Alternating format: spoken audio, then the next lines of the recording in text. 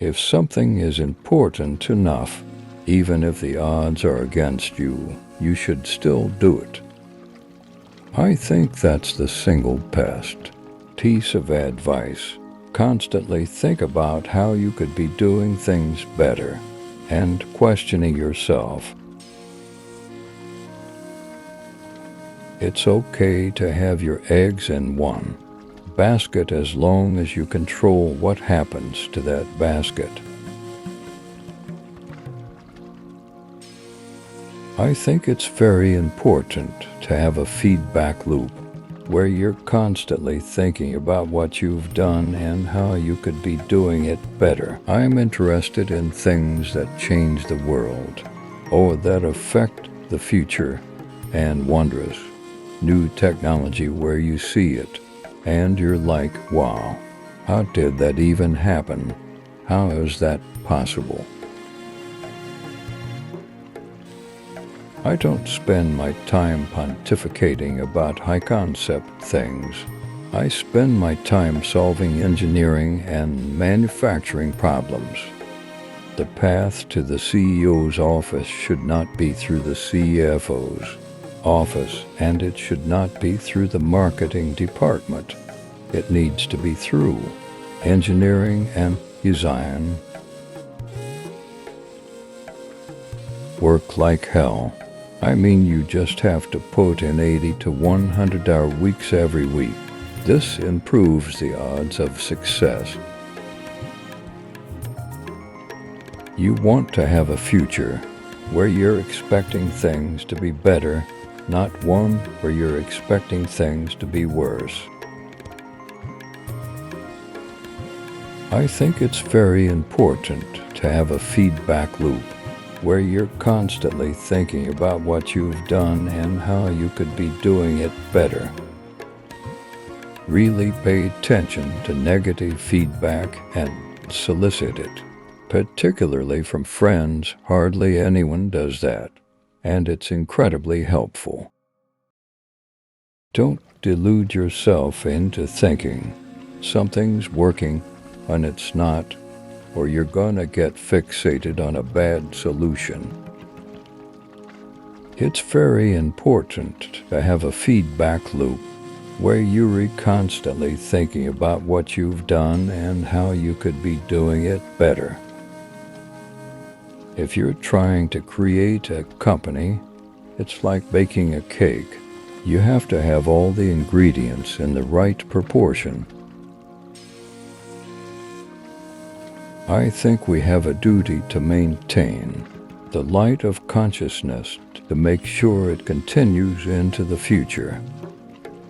I don't believe in process. In fact, when I interview a potential employee and he or she says that it's all about the process, I see that as a bad sign. When Henry Ford made cheap, reliable cars, people said, nah, what's wrong with a horse? That was a huge bet he made, and it worked. If something is important enough, even if the odds are against you, you should still do it. The best way to predict the future is to create it. One think most of the important stuff on the internet has been built. There will be continued innovation for sure, but the great problems of the internet have essentially been solved.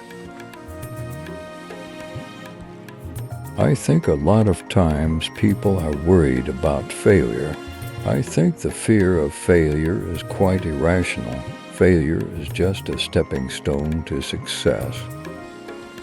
I think it's very important to have a feedback loop where you're constantly thinking about what you've done and how you could be doing it better.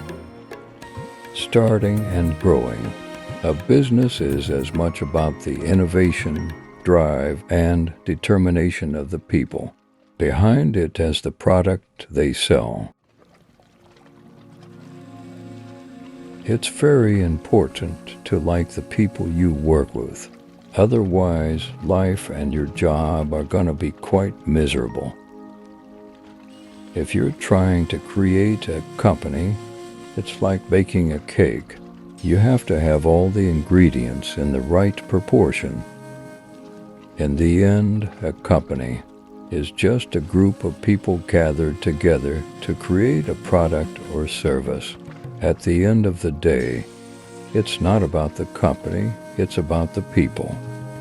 I think the best way to attract venture capital is to try and come up with a demonstration of whatever product or service it is, and ideally take that as far as you can.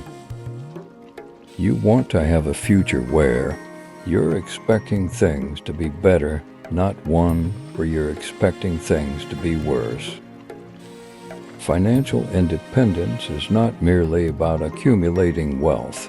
It's about liberating yourself from the shackles of financial stress and gaining the freedom to live life on your own terms. Invest in yourself first, for true financial independence begins with nurturing your skills, knowledge, and abilities to create value in the world. Strive for financial independence, not just to amass riches, but to have the power to shape your own destiny and positively impact the lives of others. Embrace the mindset of abundance and conscious spending, for true financial independence is about living within your means and directing resources towards what truly matters. Don't chase quick riches.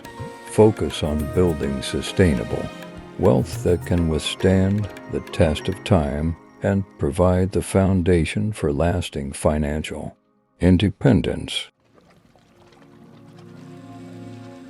Financial independence is not a destination. It's a lifelong journey of learning, adapting, and making wise financial decisions.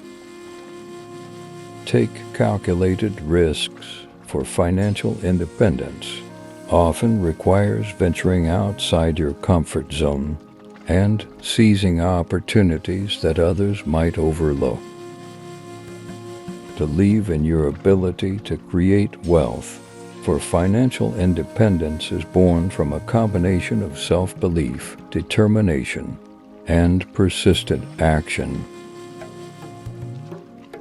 Invest in assets that generate passive income, as they can be the stepping stones towards achieving financial independence and creating a life of abundance. To subscribe, simply click on the subscribe button below the video or on our channel page. See you in the next video.